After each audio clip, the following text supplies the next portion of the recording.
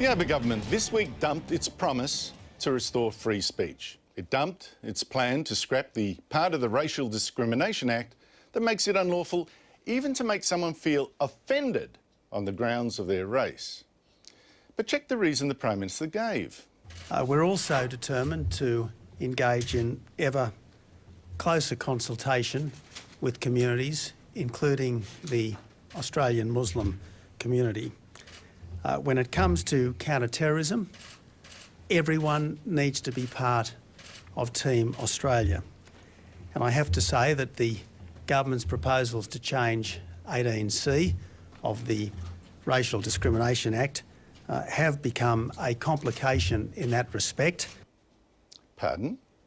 We now give up our free speech because some ethnic or religious group might get upset, might not help us fight terrorism? If so, that didn't work. The National Imams Council still boycotted an end of Ramadan meal with the Australian Federal Police to protest against terrorism laws it claimed just picked on Muslims.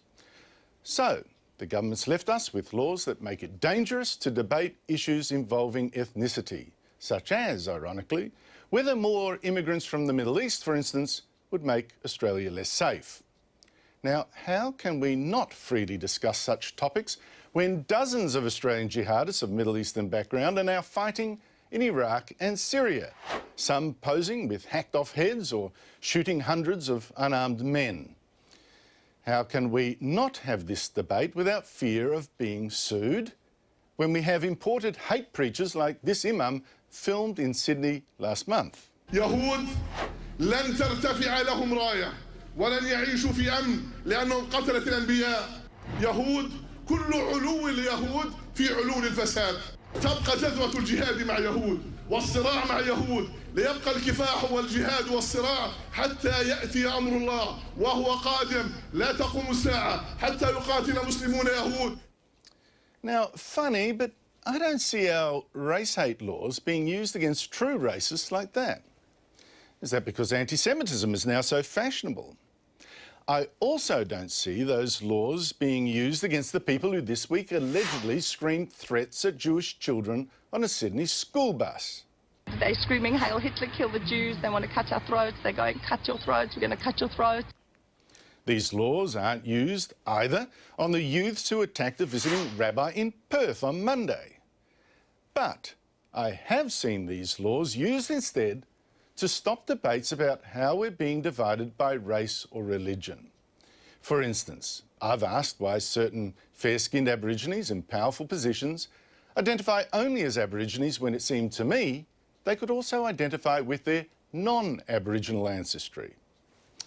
A court said I was wrong and banned 2 of my articles after people identifying as Aboriginal said I'd offended them. Well, this week the government said to keep peace with Muslim Australians, our free speech must be sacrificed.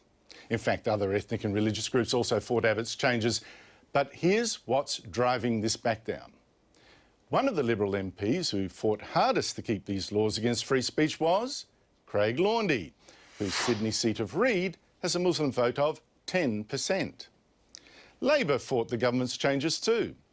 No wonder, when Muslims make up 23% of the voters in frontbencher Jason Clare's seat, for instance, and 20% in Tony Burke's. That, by the way, is why Labor has lately weakened its support of Israel. But should the Liberals go the same way, selling out their principles, selling out our freedom?